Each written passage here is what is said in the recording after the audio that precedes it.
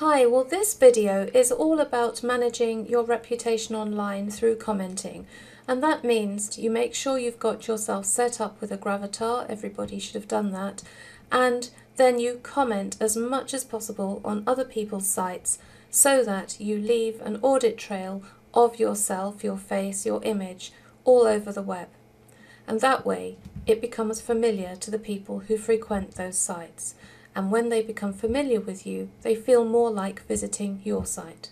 The other side of that is also just making sure that nobody's talking about you and saying things that you'd rather they didn't say, and monitoring that situation. So we're looking at it from both those points of view. So we'll go ahead and do that now. Right, this is the one thing that everybody should do. You set it up once and then you just forget about it.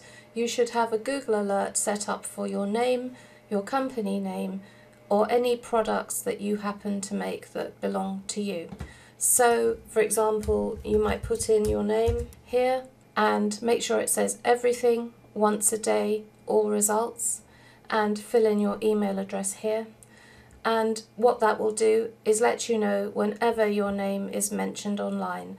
And if it's a bad thing, then you can go and handle it, and if it's a good thing, well, then you can go and bask in the reflected glory. Either way, you know. Also set up a separate alert for your company name and any products that are unique to you.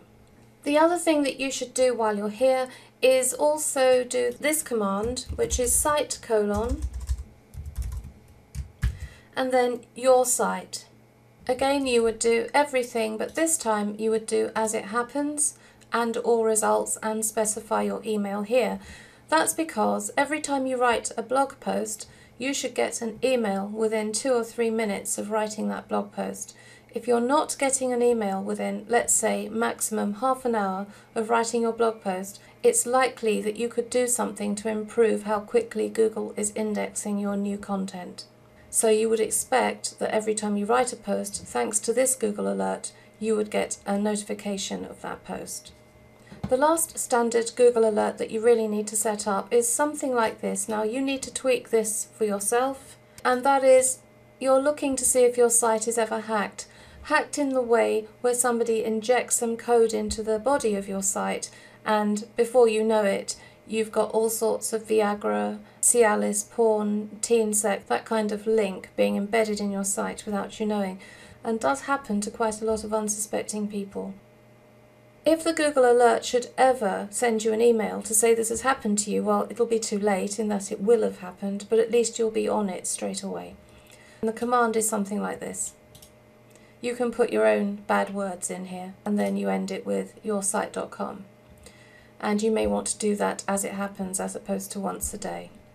I'll show you an example of a site that this happened to, if you like, now. I was going to a school reunion and I needed to book a hotel, so I searched around for a hotel in the area of my old school. And so before I tried to book my room, I looked around on the site and found that it was just full of this sort of drugs and porn spam.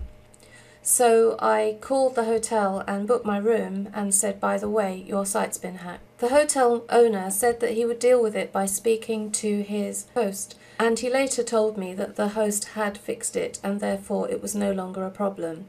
That was actually almost 9 months ago. So today, when I was doing this video, I thought I'd have a look to see whether he had cleared the problem up.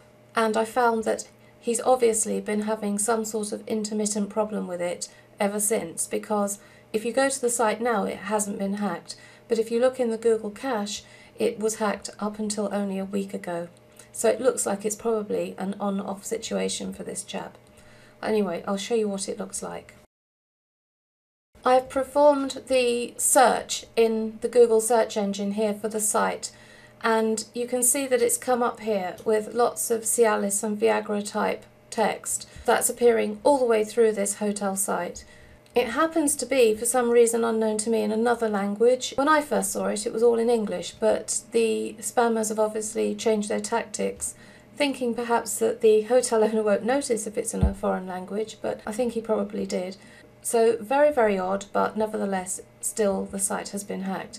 So if we go over to the cached version that's in Google, this was only a week ago, That's what the page looked like, and the real page starts here. But above it, the hackers have embedded all of this. And if you hover over it, you can see that it's actually got lots of links out to sites that they want to pass link juice to and PageRank to. Viagra Brussels there, for example.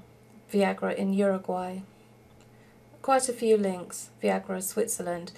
So I think by looking at these links, what they're trying to do is actually pass PageRank to some other sites that they've hacked, or other sites that they've set up for the purposes of channeling PageRank to the Viagra sales sites. Now this means that visitors to this chap's hotel would have ended up seeing all this on the website, and he's probably in a running battle with them at the moment. If you set up the Google alert as we've discussed, then at least if this ever happens to you, you'll know about it. Okay, so now the next subject to cover is finding good blogs where you can post. And the idea about using Google Alerts is that if you set up an appropriate Google Alert, you'll be able to quickly get on top of a blog post that someone else has written, be one of the first people to comment on it. And that's usually good because most people have the first comment as the earliest comment.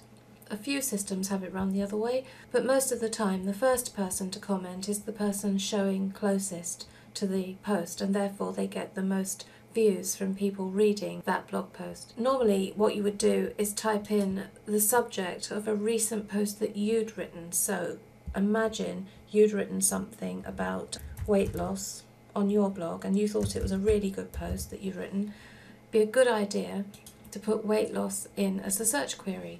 And you're supposed to do as it happens and all results, and then put your email here, and then as soon as something turns up about weight loss you'd be emailed. But it's slightly better just to restrict that to blogs, because then you're almost certainly going to be able to comment on them. And further, I wouldn't just put the search query in there, I would do something like this. So if I was searching for on-page SEO, I'd do that, but if it was weight loss, so I'm saying in post title, which is a command that is completely specific to blogs. It's not relevant if you were to choose everything, it's only for blogs. So what does that tell us? That as soon as somebody writes something with a post title containing weight loss, then let us know about it.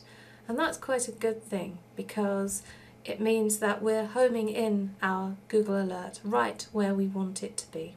And then you can create that alert and have that emailed to you. Now the idea is when that arrives, you go and comment, and because you've put in a search query that's close to the type of thing that you've already written on your own site, you should be able to work in a link back to your own site, to your own post within the comment body. I didn't think that sounded very good, I didn't like the idea of it, but you know what, I've tried it, and because I've been doing this now for a few weeks, it works. People who've written blog posts love to get comments, and so if you're one of the first couple of people to get there, and you write something useful, and you add to it by linking out to your blog, they don't mind. And you know what, if you've got Comment Love running, then when they go to check your blog, they realise they're going to get a link back as well. So it all comes out in the wash and everyone's happy. So this is a good technique, and if you can get into checking this when it happens, because you get the email, and getting on it, you'll be amazed at how often your comments are approved and how enjoyable actually the whole process is, because you're getting out, meeting people online and making relationships with people. The last thing I want to cover on this is that you should also include one other search query, and that should be the names of any big time bloggers in your niche that you want to connect with or that you'd like to see commenting on your site. What you should do is write some posts maybe about some well-known people, because they will almost certainly have Google Alerts set up for their own names. And then if they come to your site and see that you've written something glowing about them or about the work that they do, then they're likely to come and leave you a comment, which then adds credibility to your site. Right, the last thing I wanted to say about commenting on other people's sites is a small point, but I thought I'd cover it. You've gone to all the trouble of locating a blog post that's relevant to you early on so that you can be one of the first people there, and now you're there on the site commenting. So going back to my client Susie's site for a moment, she doesn't mind if I use it for this demo.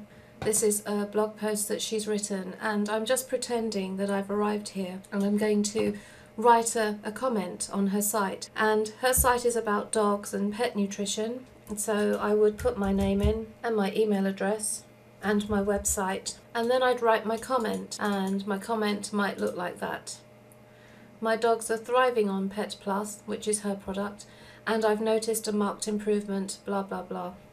And actually I have, because I do use her product and it's really good, so this is true. However, this part's not true, I'm just doing this for the video. I did some research myself on foods that are bad for dogs, which may be of interest to you.